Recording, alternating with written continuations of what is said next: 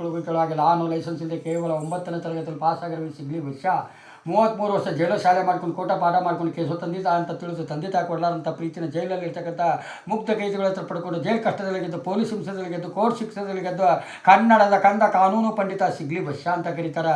Tower ಎತ್ತಿ power ಪಡೆದು ಮರ ಹತ್ತಿ ಅಮರಾಗಿ 33 ತಾಸು ಗಿಡದಲ್ಲಿ ಕುಂದು ನಾ ಈ ಜಾಗಕ್ಕೆ ಜಡ್ಜನ್ ಕರೆಸಿದ್ದು ಹುಲಿ ಅಂತಾರೆ.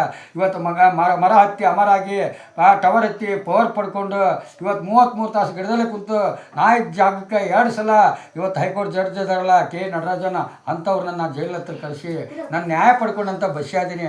ಅದಕ್ಕೋಸ್ಕರ ಇವತ್ತು ಮಗುವಿದ್ದ ಕರುವಾಗಿ ವಯಸ್ಸು ಬಂದ ಕಳ್ಳಾಗಿ ವಯಸ್ಸು ಬಂದ ಬಸವಣ್ಣಾಗಿ ಈಗ ನಾನು ಬಿದ್ದವನ್ನ ಎತ್ತಿಡಂಥ ಬಸ್ಸೇ ಆಗಿದ್ದೀನಿ. ನನ್ನ ಜ್ಞಾನ ನಿಮ್ಮಲ್ಲಿದ್ದರೆ ನೀವು ಯಾರೂ ಲಾಯರ್ ಇಡೋಂಥ ಅವಶ್ಯಕತೆನೇ ಇರೋಲ್ಲ. ಈಗೆಲ್ಲ ನಿಮ್ಮಲ್ಲಿ ಜನರಲ್ ನಾಲೆಜ್ ಬಂದಿದೆ, ಕೈಯಲ್ಲಿ ಮೊಬೈಲ್ ಇದೆ, ನೀವು ಹೆಂಗೆ ಕಳೆ ಲೆಕ್ಕ ಕುಡಿಸೋ ಲೆಕ್ಕ ಹೆಂಗೆ ಮಾಡ್ಕೋಬೇಕು ಅನ್ನೋದು ನೀವೆಲ್ಲ ಜನರಲ್ ನಾಲೆಜ್ನಲ್ಲೇ ತಿಳ್ಕೊಂಡ್ರೆ ನಿಜವಾಗಿ ಒಂದು ಕೋರ್ಟಿಗೂ ಭಯ ಪಡೋಕ್ಕೆ, ಕೋರ್ಟಿಗೆ ಹೋಗೋಕ್ಕೂ ಭಯ ಪಡಬಾರ್ದು, ಒಂದು ಪೊಲೀಸ್ ಸ್ಟೇಷನ್ ಮೆಟ್ಲು ಹತ್ತಕ್ಕೂ ಭಯ ಪಡಬಾರ್ದು, ಇವತ್ತು ಒಂದು ರುದ್ರಭೂಮಿಗೆ ಹೋಗೋಕ್ಕೂ ಭಯ ಪಡಬಾರ್ದು, ಒಂದು ಜೈಲಿಗೆ ಹೋಗೋಕ್ಕೂ ಭಯ ಪಡಬಾರ್ದು. ತಪ್ಪು ಮಾಡಿದವನು ತಪ್ಪು ಮಾಡಿ ಶಿಕ್ಷೆ ಆಗತಿ, ತಪ್ಪು ಮಾಡಿಲ್ದವನಿಗೆ ನ್ಯಾಯ ಸಿಗ್ತೈತಿ. ಇವತ್ತು ಹಂಗಾಗಿಲ್ಲ. ಸತ್ ಮೇಲೆ ತೀರ್ಪು, ಸತ್ ಹೆಣ ಮೇಲೆ ಪಂಚನಾಮ, ಸತ್ ಹೆಣ ಮೇಲೆ ಪರಿಹಾರ. ಆ ಮಾಧ್ಯಮಗಳ ವ್ಯವಸ್ಥೆ ಇವತ್ತೆಲ್ಲ ನಾವು ನೋಡಿದರೆ ಪ್ರತಿಯೊಂದು ಕರ್ನಾಟಕದ ಪ್ರತಿಯೊಂದು ಗ್ರಾಮದ ಪ್ರತಿಯೊಬ್ಬ ಕುಟುಂಬದವರು ಅರ್ಥ ಮಾಡ್ಕೋಬೇಕು. ನಿಮ್ಮ ಕಾನೂನನ್ನ ನೀವೇ ಅರ್ಥ ಮಾಡ್ಕೋಬೇಕು.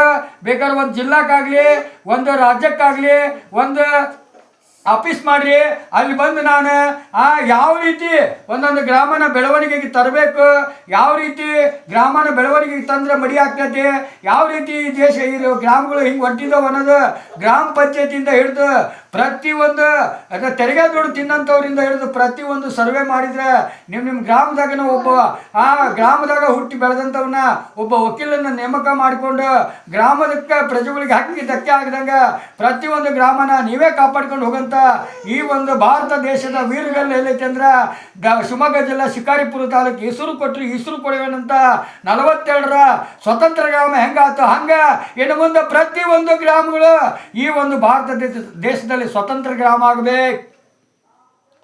ಯಾಕಂದ್ರೆ ಇವತ್ತ ದೇಶ ಮಲಿನ ಆಗ್ತೈತೆ. ಇವತ್ತ ದುಡ್ಡಿನವರ ಪರ ಕಾನೂನು ನಿಂತೈತೆ. ಅನ್ಯಾಯದ ಪರ ಯಾವತ್ತು ಕಾನೂನು ನಿಂತಿಲ್ಲ. ಇವತ್ತು ಧರ್ಮಸ್ಥಳ ಕೇಸ್ ನೋಡೇ ತಿಳ್ಕೊಬೇಕು ನೀವು. ಇವತ್ತು ಸೂತ್ರರಿಗೆ ಅಂತ ಹಿಂದೂ ಸೂತ್ರ ಕಂಬಾರ ಕುಂಬಾರ ಸುನಗಾರ ಶಮಗಾರ ಹೇಳುವ ನೇಕಾರ ಮಡಿವಾಳ ತಳವರ ಗಾಣಿಗ ಗೊಲ್ಲ ಯಾದವ ಕುರುಬ ವೀರಶೈವ ಹಿಂದುಲಿಂಗ ಬಂಜಾರ ರೆಡ್ಡಿ ಕೊರಮ ಕೊರಚ ಎಲ್ಲರ ಹಕ್ಕಿಗೆ ಧಕ್ಕೆ ಕೊಡಂತ ಇವತ್ತು ಹಿಂದುತ್ವ ಮತ್ತು ಬ್ರಾಹ್ಮಣ್ಯ ಎದ್ದು ನಿಂತೈತಿ. ನೀವು ಅರ್ಥ ಮಾಡ್ಕೋಬೇಕು. ಹಿಂದೂ ದೇವ್ರ ಮೇಲೆ ಕಲ್ಲೆತ್ತಕ್ಕಂಥ ಪ್ರಯತ್ನ ಪಡಬಾರ್ದು.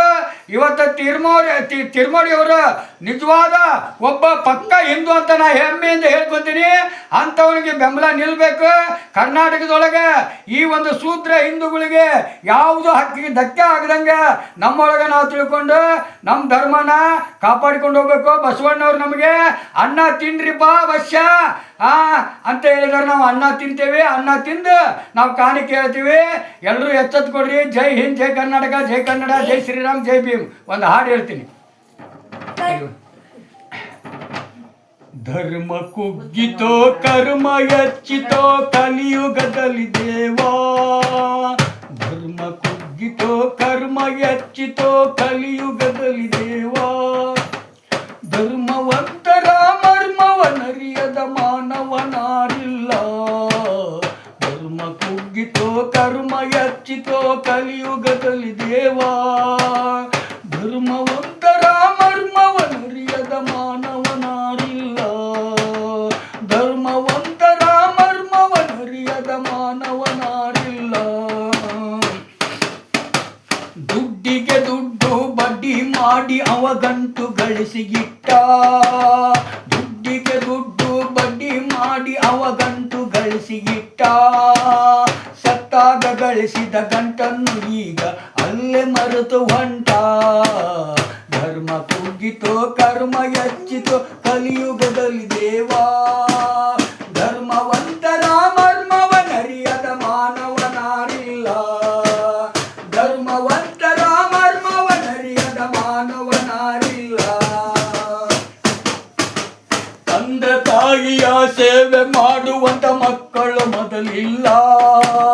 ತಂದೆ ತಾಯಿಯ ಸೇವೆ ಮಾಡುವಂತ ಮಕ್ಕಳು ಮೊದಲಿಲ್ಲ, ಮಡದಿ ಮಾತಿಗೆ ಮಾರು ಹೋಗಿ ಅವ ತಂದೆ ತಾಯಿಯ ಮರೆತ.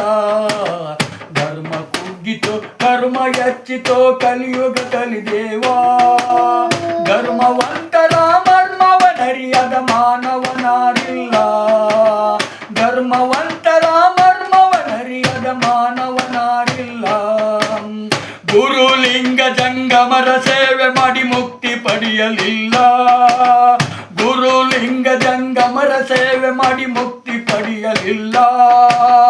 ಇನ್ನಾದರೂ ಶರಣ ಬಸವನ ಮನದಲ್ಲಿ ನನ್ನ ಮನವೇ, ಧರ್ಮ ಕುಗ್ಗಿತೋ ಕರ್ಮ ಹೆಚ್ಚಿತೋ ಕಲಿಯುಗದಲ್ಲಿ ದೇವಾ, ಧರ್ಮವಂತರ ಮರ್ಮವನರಿಯದ ಮಾನವನಾರಿಲ್ಲ, ಧರ್ಮವಂತರ ಮರ್ಮವನರಿಯದ ಮಾನವನಾರಿಲ್ಲ.